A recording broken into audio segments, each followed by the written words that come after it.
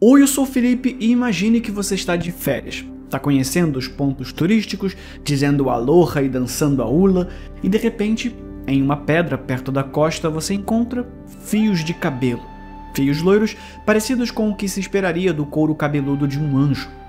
Ou quem sabe, um demônio. Quase hipnotizado por todo aquele brilho, você decide pegar um pouco e mostrar para todos que encontrar. E em pouco tempo você está completamente ensanguentado e correndo um risco enorme. Parabéns, você acabou de entrar em contato com o que é conhecido como cabelo de pele, uma das coisas mais estranhas e perigosas da natureza. Para entender o que são esses fios estranhos, vem comigo.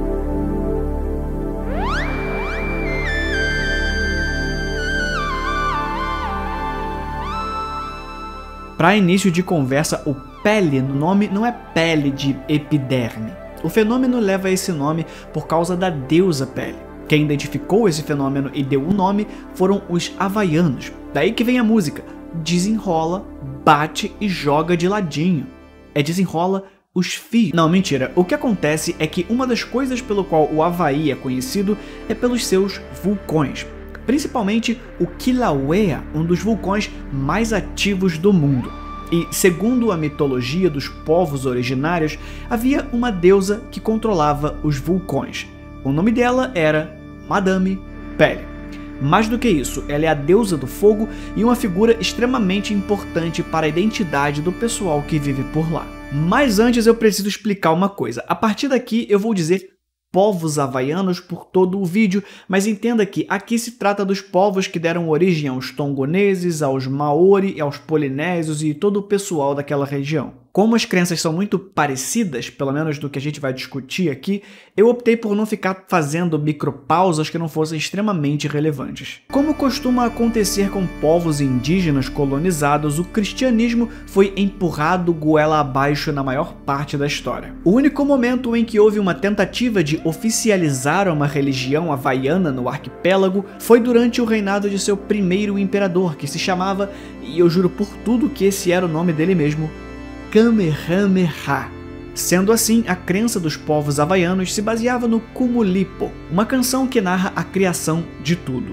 Nela, aprendemos que no início tudo era a mais pura escuridão e uma inteligência invisível. Dessa escuridão infinita surge o Ela-Helaninui, o primeiro homem e também um deus. Diferente das religiões que estamos familiarizados, aqui não há separação entre o terreno e o divino. Nós somos descendência direta e física dos deuses.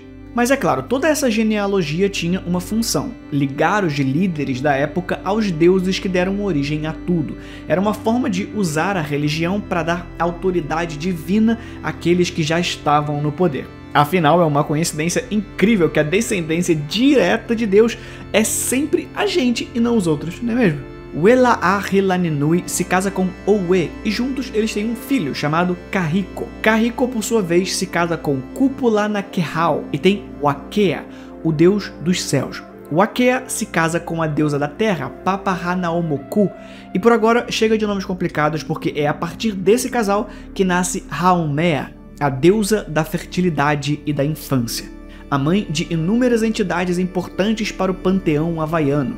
Uma delas, a Madame Pele. Alguns desses povos acreditavam que o Kilauea era o lar de um monte de deuses do fogo, um desses sendo a própria Pele. Ela era uma das irmãs e ficava responsável por controlar o fluxo da lava. Inclusive, em algumas versões, a dança hula é feita com movimentos que simulam o movimento da lava nos vulcões.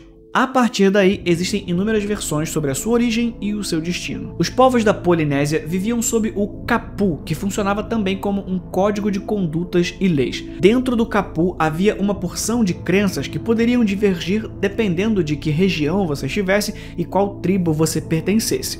No Havaí, especificamente, eles praticavam o Tapu, e não é coincidência. O Tapu original foi o que deu origem à palavra tabu, uma vez que o sistema religioso era basicamente uma porção de proibições sagradas. Vocês estão ouvindo isso? O barulho do tapu sendo quebrado? Descumprir algumas dessas proibições poderia resultar na sua morte imediata. E quando os humanos não cumprissem as leis, os deuses fariam. Só que antes, deixa eu te contar uma coisa, eu sou escritor e eu acabei de lançar mais um livro. O Altar de Lampião conta a história de uma menina chamada Helena, que depois de ser visitada por uma rasga-mortalha, a coruja que supostamente traz aviso de morte, se vê numa conspiração entre cangaceiros, entidades cósmicas, paradoxos e lendas do folclore brasileiro. Para ler a obra completa, confere o link aqui embaixo no comentário fixado. Lembrando que se você está vendo no dia da estreia desse vídeo, meus últimos 2 livros, Satanás em Ré menor e Assim Disse o Universo, estão completamente de graça, mas só entre os dias 14 e 18 de novembro. Você tem de segunda até sexta para pegar lá, é só conferir os links. Mas de volta à deusa do fogo e seus longos cabelos mortais. Até hoje, alguns acreditam que Pele costuma se transfigurar no corpo de uma mulher humana. Uma velha que caminha com seus cabelos brancos nas áreas próximas ao vulcão, avisando aos que passam de uma erupção iminente.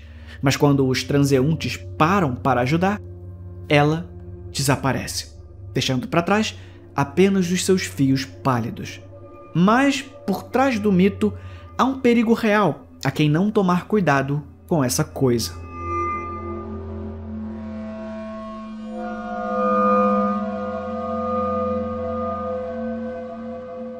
O centro da Terra é recheado com uma bola sólida com um raio de mais ou menos 1.220 km.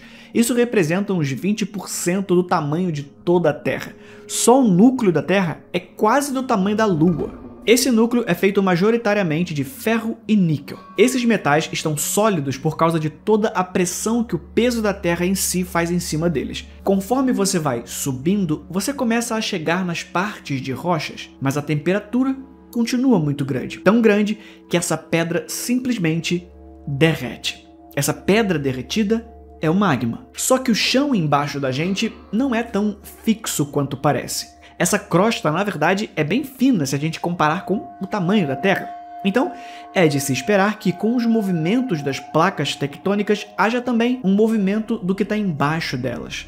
Isso inclui o magma. É por isso que a maior parte dos vulcões está nas proximidades de onde placas tectônicas se encontram, o que é o caso do Havaí, que na verdade foi criado por causa de uma erupção no passado. Quando esse magma sobe, ele precisa fazer um buraco para sair. E quando esse buraco abre e começa a vazar gás e magma, está formado o vulcão. Dentro do vulcão você tem uma câmara de magma que basicamente armazena essa pedra derretida que está vindo debaixo da terra. Quando uma placa tectônica da água empurra uma placa tectônica do chão, isso gera pressão e empurra os gases para fora. Essa pressão escapa na forma das erupções. O vulcão entra em erupção e começa a derramar aquele suco delicioso de 1300 graus. É comum que ele vá se solidificando em partes pelo caminho. E é assim que os cabelos de Pele se espalham. Quando o fluxo está forte demais, é possível que essa lava se estique e, como um fluido espesso, vai acabar gerando fios, como se fosse um caramelo do diabo. Assim, basta que o vento faça o seu trabalho para soltar esses fios de pedra derretida e espalhá-los. Os cabelos de Pele são dourados, quase brancos. Algumas pessoas podem até confundir com pequenas palhas. Variam de 5 a 15 centímetros, mas em alguns casos houve registros de até 2 metros. São bem finos e bem leves. Tão leves que podem ser levados facilmente pelo vento e espalhados por quilômetros de distância. O problema é que, como eu disse, isso aqui é fio de pedra derretida. E se você bem lembra, a gente costuma chamar pedra derretida e refinada por outro nome. Sim, vidro.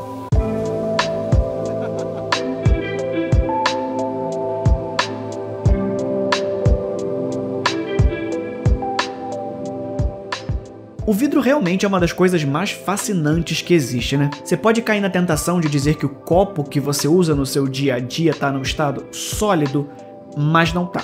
O vidro está num estado amorfo entre o sólido e o líquido. As moléculas se movem o suficiente para não ser um sólido, mas não o bastante para que a gente perceba como um líquido. Quando o magma resfria, ele volta ao seu estado natural de rocha. Mas quando o vento arranca pequenos pedaços desse magma, ele acaba resfriando rápido demais e assumindo um estado um pouco diferente do que o de uma pedra. Esses fios que chamamos de cabelos de pele vão adotar o mesmo comportamento de fibras de vidro. Além dos cabelos de pele, as proximidades de um vulcão podem ser atingidas por outros fenômenos similares. As lágrimas de pele, por exemplo. Diferente dos fios, aqui o magma se concentra em pequenas gotas negras de vidro vulcânico e ajudam os vulcanólogos, sim, isso é uma profissão, a descobrir a causa da erupção e até mesmo a velocidade que o vulcão está ejetando o magma. Os fios são extremamente frágeis e podem se quebrar com o menor contato. As partículas que resultam disso são pequenas o suficiente para entrar na sua pele como centenas, talvez milhares de farpas de vidro, te cortando. Se você for um azarado, os deuses podem fazer com que esses fios se quebrem e essa poeira cortante entre nos seus olhos, por exemplo. Em algumas erupções anteriores, os fios acabaram se acumulando na água e seguindo o fluxo até o rio e outras reservas. O resultado foi uma porção de gado bebendo a água repleta de vidro moído, tendo inúmeras lesões no estômago e no esôfago. E claro, em menor quantidade, mas também tiveram relatos de seres humanos ingerindo os fios e sendo rasgados por dentro. Só que, apesar da fragilidade, o Museu do Parque Nacional de Vulcões do Havaí possui um objeto raro e extremamente curioso.